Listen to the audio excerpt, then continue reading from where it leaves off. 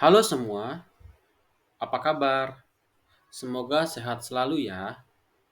Kali ini kita akan membahas mengenai dampak deflasi terhadap pertumbuhan ekonomi Indonesia. Seperti yang kita ketahui, saat ini atau beberapa bulan belakangan, Indonesia sedang mengalami deflasi selama 5 bulan secara berturut-turut, yang dimulai dari bulan Mei hingga September 2024. Situasi ini menyebabkan kekhawatiran akan turunnya daya beli masyarakat. Lalu, apa itu deflasi?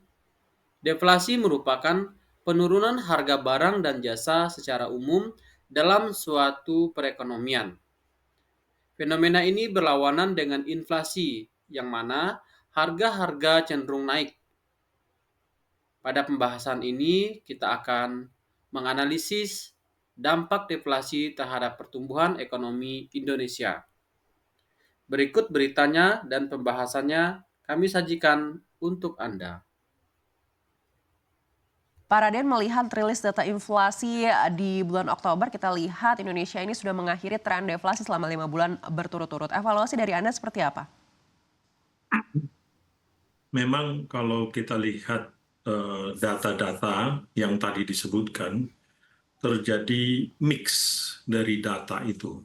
Jadi inflasi mulai naik, ya, tapi di sisi lain mungkin tadi data dari industrinya masih melemah di situ.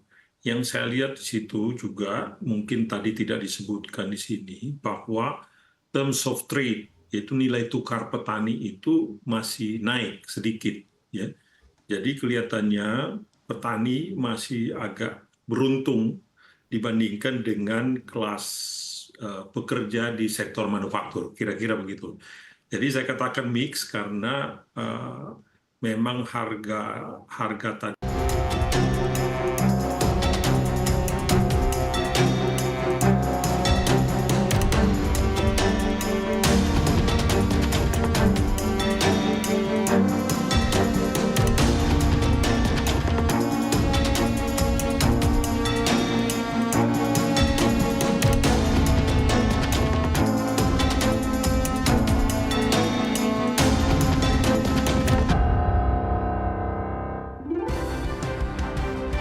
Saudara, penurunan daya beli masyarakat tengah terjadi di dalam negeri. Deflasi bahkan sudah terjadi selama 5 bulan berturut-turut. Data dari Badan Pusat Statistik atau BPS, saudara, mencatat deflasi terjadi 5 bulan berturut-turut. Di bulan Mei di angka minus 0,03%, lalu di bulan Juni ini minusnya 0,08%. Kembali di Juli ini angkanya naik, angka minusnya. Pak Raden, melihat rilis data inflasi di bulan Oktober, kita lihat Indonesia ini sudah mengakhiri tren deflasi selama Demikianlah 5 bulan beberapa berita berturut-turut. yang kami Evaluasi dari Anda sajikan seperti untuk apa? menguat pembahasan ini.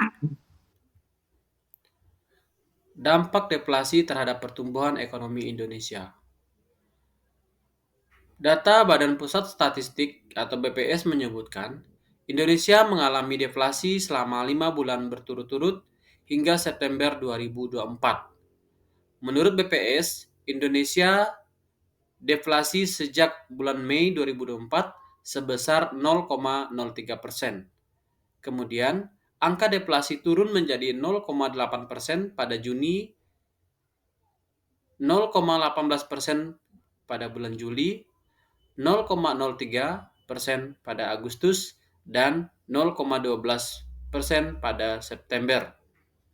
Bila dibandingkan dengan bulan-bulan sebelumnya, Januari tercatat inflasi sebesar 0,04%. Sementara di bulan Februari inflasi naik menjadi 0,37%. Pada bulan Maret naik menjadi 0,52%, serta April turun menjadi 0,24%. Ini kami ambil dari sumber kompas.com. Nah, apa sih penyebab deflasi? Penyebab Indonesia deflasi selama 5 bulan. Direktur Center of Economic and Law Studies, Celius, Bima Yudhistira Adinegara mengungkapkan, Indonesia deflasi 5 bulan akibat melemahnya permintaan barang dan jasa oleh publik secara berturut-turut. Deflasi menandakan masyarakat sedang menahan diri untuk tidak berbelanja. Bahkan bukan lagi tahan belanja, tapi uang yang mau dibelanjakan masyarakat sudah berkurang porsinya. Terangnya saat dikonfirmasi kompas.com pada hari Rabu tanggal 2 bulan 10 2024. Nah, lebih lanjut menurut Bima, masyarakat kehabisan uang karena situasi perekonomian Indonesia saat ini memburuk. Ekonomi Indonesia memburuk karena beberapa hal seperti kenaikan upah pekerja terlalu kecil, efek suku bunga tinggi, serta lapangan kerja terbatas di sektor formal. Selain itu, Indonesia juga masih mengalami banyak pemutusan hubungan kerja atau PHK massal dan peningkatan tarif PPN 11% juga menimbulkan efek deflasi. Nah, berikut kami sajikan data mengenai inflasi atau deflasi bulanan Indonesia hingga Juni 2024. Seperti yang kita lihat pada grafik yang berwarna biru, kita lihat di bulan Januari 2024 tingkat inflasi sebesar 0,04%. Melonjak pada Februari 2024 itu sebesar 0,37%. Inflasi terus naik di bulan Maret 2024 sebesar 0,52%.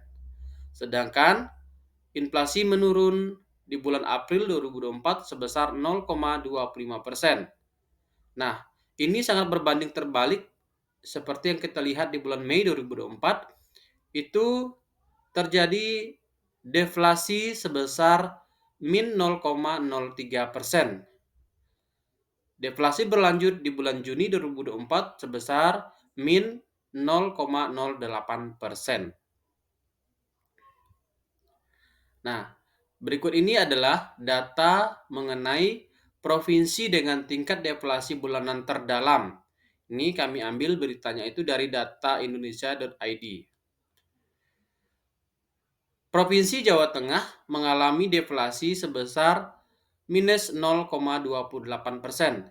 Disusul Provinsi Kalimantan Tengah sebesar 0,028%. Sedangkan Kalimantan Barat deflasi terjadi pada minus 0,29%. Kepulauan Bangka Belitung min 0,31%. Kalimantan Selatan min 0,32%. Sumatera Utara min 0,33%, Jawa Timur min 0,37%.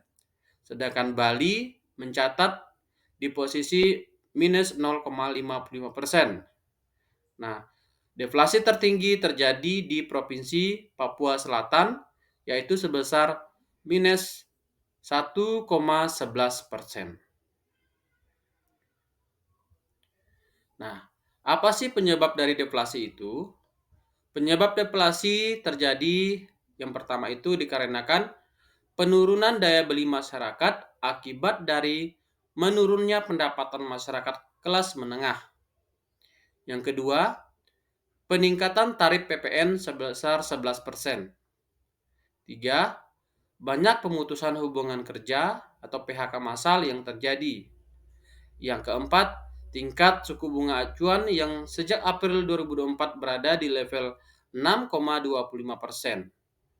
Yang kelima, adanya narasi dan kebijakan tentang kenaikan tarif PPN menjadi 12% yang akan berlaku pada awal Januari 2025 yang membuat masyarakat menahan diri untuk tidak membeli barang. Nah, adapun dampak dari deflasi yang pertama itu akan terjadinya pengangguran. Berikutnya, beban utang yang meningkat. Yang ketiga, penundaan konsumsi atau belanja barang. Dan yang keempat, resesi ekonomi. Yang kelima, terjadi kebangkrutan bagi perusahaan. Dan yang keenam, penurunan jumlah uang yang beredar di masyarakat. Nah, kita berharap baik deflasi maupun inflasi yang terjadi di negara kita tidak membuat perekonomian kita menjadi lemah. Justru bagaimana kita mendorong atau kita berharap Bank Indonesia dan Kementerian Keuangan bisa membuat kebijakan moneter dan kebijakan fiskal itu menjadi baik sehingga dampak yang terjadi dari inflasi dan deflasi itu tidak berdampak yang berarti bagi perekonomian bangsa kita. Nah, kita berharap semoga pemerintah mempunyai kebijakan yang tepat sehingga pertumbuhan perekonomian negara kita terus membaik dan maju.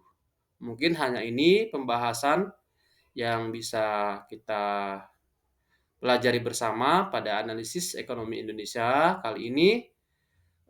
Saya ucapkan banyak terima kasih dan sampai jumpa. Dadah.